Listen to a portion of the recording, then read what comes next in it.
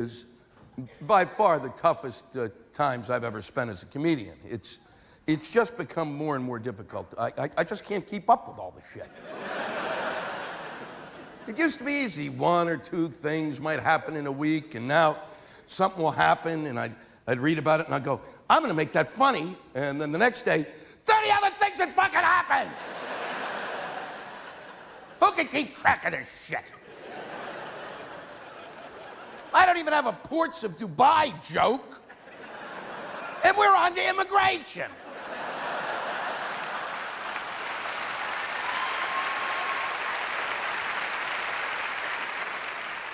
You tell me how we're gonna catch 11 million people. Are you out of your fucking minds?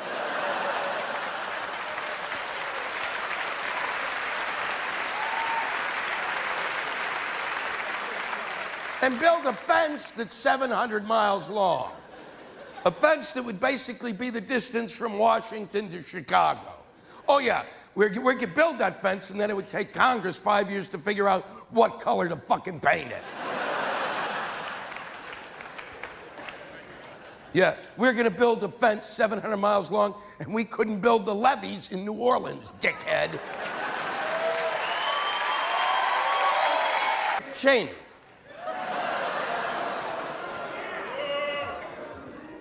And that's all I gotta say. Isn't it great that we've reached that point? You don't even have to say Dick Cheney, the vice president who shot his friend in the face while hunting. Dick Cheney, everybody goes, wah, and we move on.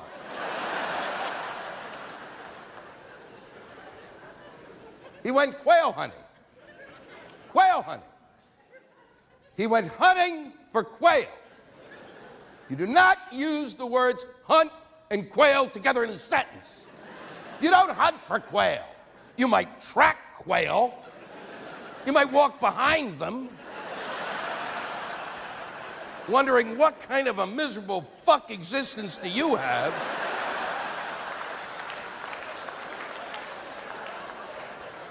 They're this big. They're tiny little birds. They barely fuck fly.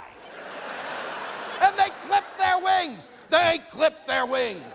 So they couldn't fly any higher than 10 feet. Are you fucking kidding me?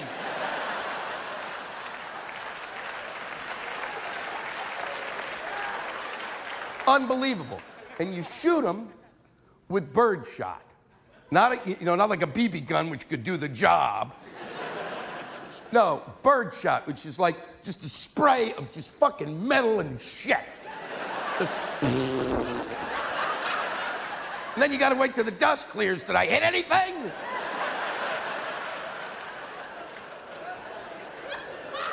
Going quail hunting is like saying I'm going fishing and going to a goldfish bowl and going, got it!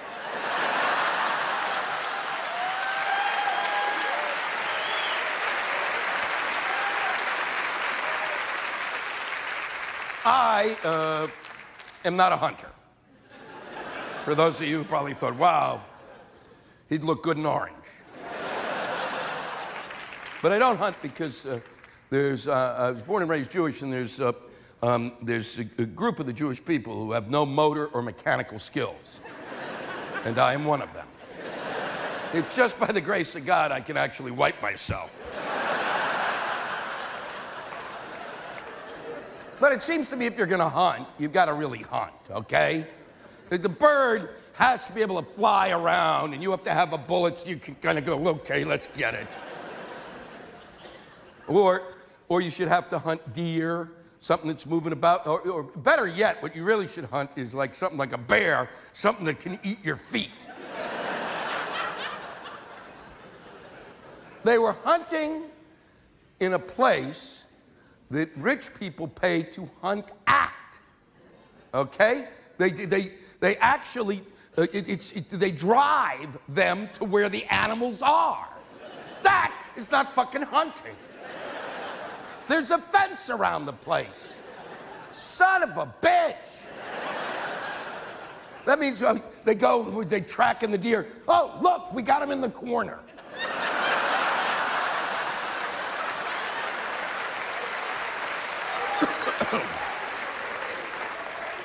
They turned a petting zoo into Auschwitz.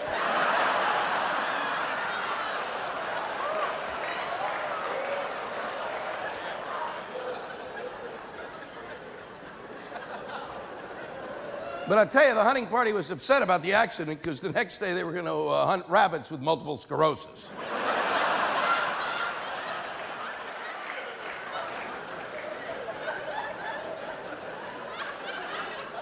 I don't know much about hunting, but from what I can gather, the hunters are generally in a line, okay? You don't get in a circle and go, let's get it. One guy doesn't stand in front about 20 feet and going, okay, fire! So that means that he's standing here and his friend is there.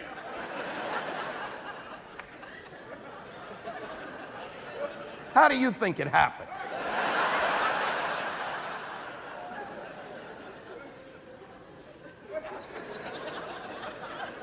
I got it, bam!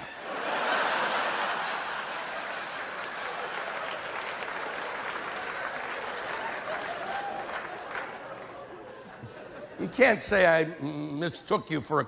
is a kind of a really great metaphor for the war in Iraq.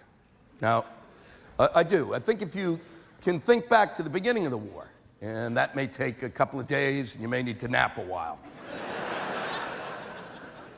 We were confronted, we were told, with an axis of evil. North Korea, Iraq, and Iran. Now, we are never, ever going to attack the North Koreans because they are the most evil people on the planet. And how do we know that? Because when we get video and film footage from North Korea, it's always in black and white. It's not the film. These people are so evil, they have no color.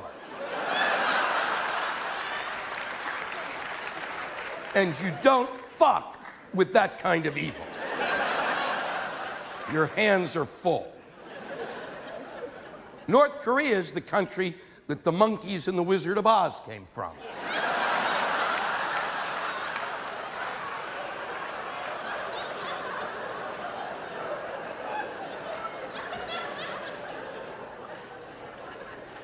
Then there was Iraq, a country with an insane leader and weapons of mass destruction.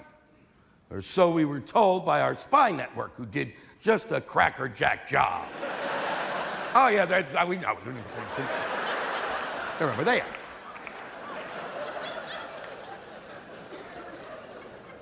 They kept saying there were weapons of mass destruction, even though Blix told us from the UN that they weren't there. Folks from the Pentagon told us that they weren't there.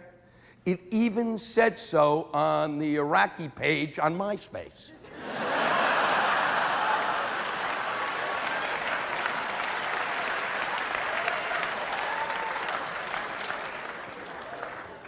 And then there was Iran. Insane leader, just as insane as Saddam, completely nuts. Only they actually have access to nuclear materials that they are beginning to convert into some sort of a bomb that they eventually will put into a missile, and 500 Iranians will throw it at us.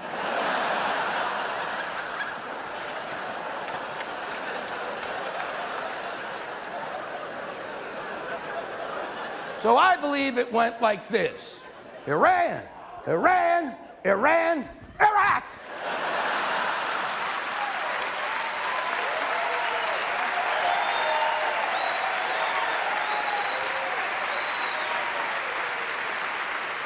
There is nothing that I can do now except fuck up our relationship.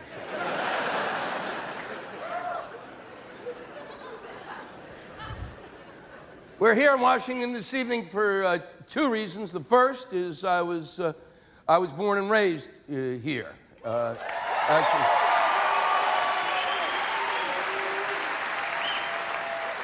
Actually, that's a lie. I wasn't really born and raised in Washington, D.C. I was born and raised in Silver Spring, Maryland. Now, come on. But I tell people I'm from Washington. Because if you say you're from Silver Spring, Maryland, it sounds like you're a pussy. I left Silver Spring right after I graduated college. I got the hell out of here. Because as anybody who knows, who lives here, you're literally, you're sitting right here. There's Congress, there's the White House. It's in your face all the time. You don't even have to, you watch national news, it's there. Local news, it's there. It's constantly barraging you. And I, every day, would see something that would just fucking piss me off. And I would jump on the bus and go down to the White House or Congress and find whoever it was that had bothered me and run around screaming at them, "Fuck you!"